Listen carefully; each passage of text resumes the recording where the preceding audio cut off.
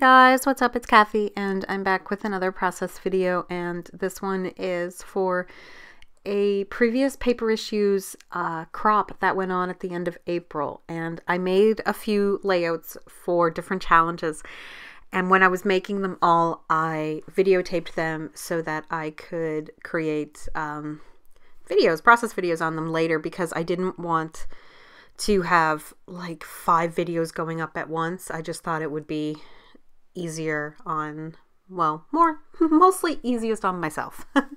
And I didn't want any videos to kind of get lost in the fray by having so many up at once. So I decided to do it this way and edit them later and put them up kind of sporadically throughout, hopefully the week obviously after, and continuing, and I'm going to try to get them up ASAP, basically. And so this one was for a challenge that involved potentially using like bows and stuff like that, and I wanted to use one of those Maggie Holmes carousel black and white bows that I am hoarding. There was like 4 in a package, blah, blah, blah, blah, blah. And I've used one previously, and now I'm using another one for this layout, and that is pretty much the whole idea behind this layout.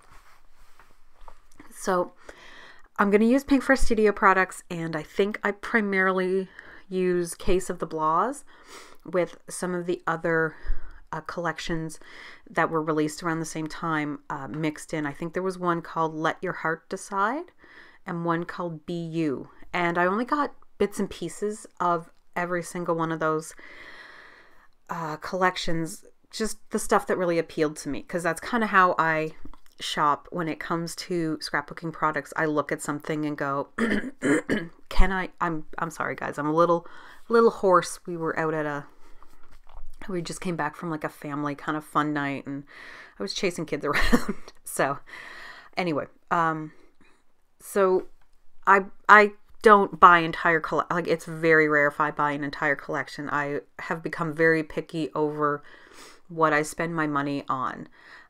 And I want to make sure that I am going to use it, because so many times I will have that like fear of missing out and really think that I love something, and then I get it and I'm like, no, I don't love it nearly as much as I thought I did.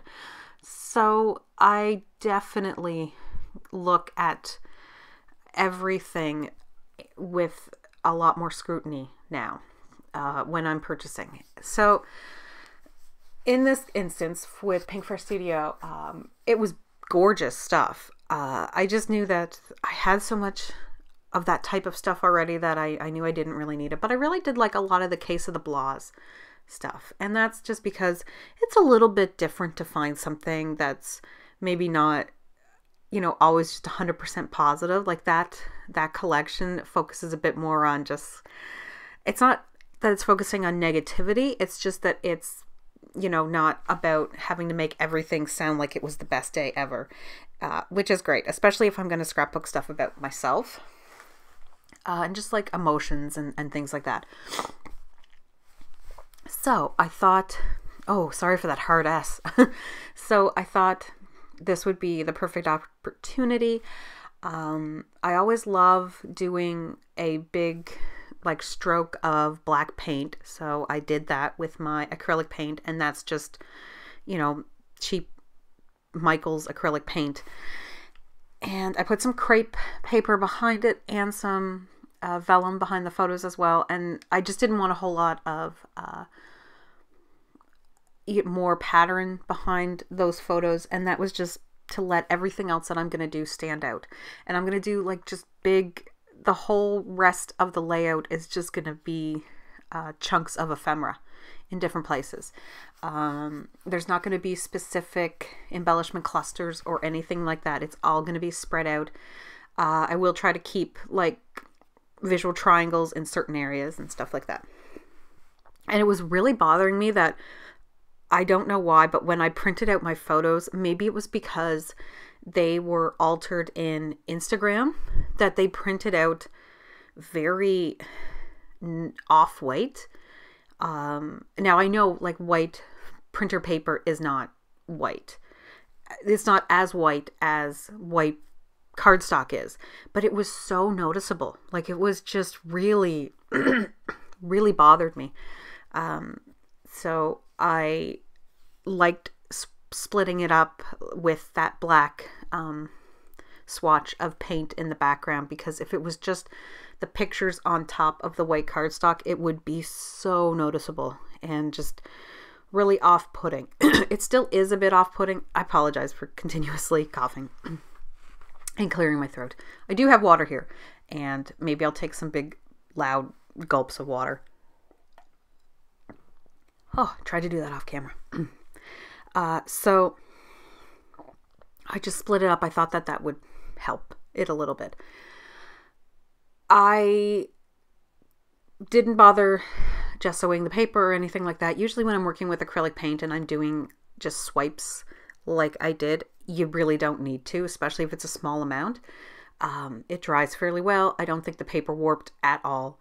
So, and I don't use the marshmallow basil paper because I can't find it, and it is hard to find because a lot of people really like it. Apparently it's nice and thick, but I use basil avalanche, which is what I can find at my local craft store. It's pretty much the only thing I buy like at a box store when it comes to scrapbooking. I buy my tape and adhesives and my white cardstock, and then that's it. Everything else I buy online pretty much from Paper Issues. So yeah, that's pretty much how my shopping goes. Anyway, so as you can see, I'm just spreading stuff out everywhere. I cut into this piece of paper. I bought 2 of them. They were white with like ink splatters all over them, and I pretty much just bought them for that side. But the other side, I had a whole bunch of tiny like 2x2 cut aparts. So I decided, well, I've got 2 pages. I will definitely be just using one for backgrounds, but I decided to cut apart the other one and use it for this layout. Especially, there were some ones that said things like, there's one there that said like weird, crazy, cool, and like emotionally unstable. And one that said this is me, and I kind of cut it even smaller, and the one that says just okay. And the whole point of the layout is these are pictures. They were taken on 2 different days.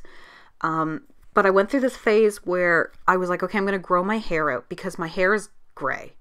I went very prematurely gray, and it was very gray, and I was sick of dyeing it, only to have the gray come back very quickly. So what I thought I would do was grow it out, and as I grew it out, I would cut off the dyed parts so that all that ended up being left was the gray. And then I could bleach it and do really funky colors because I was tired of dyeing it black or really dark brown, which was about all I could do. And when you try to bleach out hair that is that dark, it doesn't work well. So I couldn't do funky colors like pink and purple and all that kind of stuff that's going on. So I thought I will let my hair grow out. But then I realized how long that was going to take and how long I would just be there with those like gray sides and stuff that always look really distinguished on men, but just made me feel older. Cause like, I know I'm 35, but I just kind of felt a lot older, and I looked so silly in the clothes I was wearing because I do wear very, immature clothes, I guess.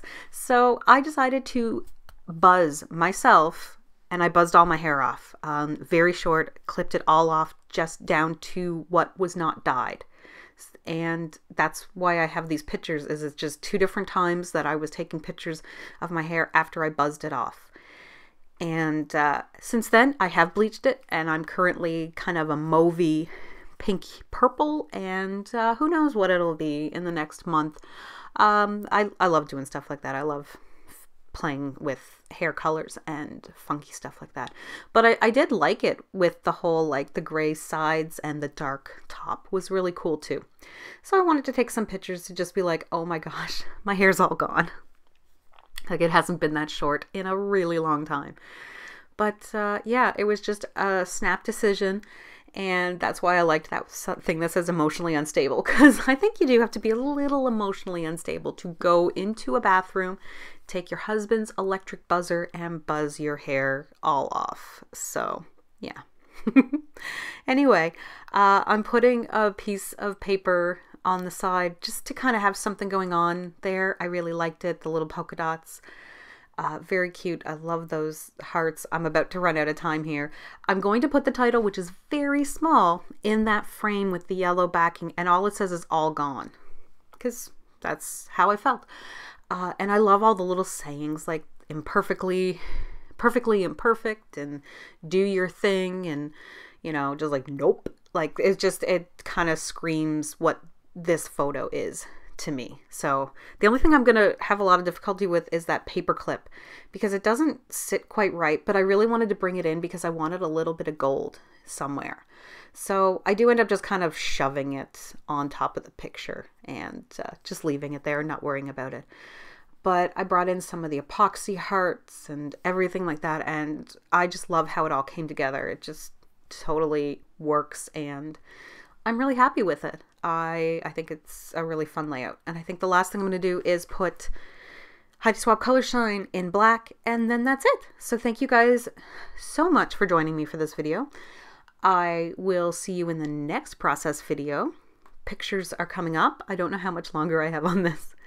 Have an awesome day, and bye. No, see, totally not bye. I'm not recording this again. Now I put the title in. I mentioned I put the title in, and I totally forgot that I hadn't put it on yet. And these are also from Pink Fresh Studio. They're like a mix-it-up kit with just random colors, and they're great. So anyway, that's pretty much it. I'm not sure when I'm going to wave, but I'll see you in the next video. Bye.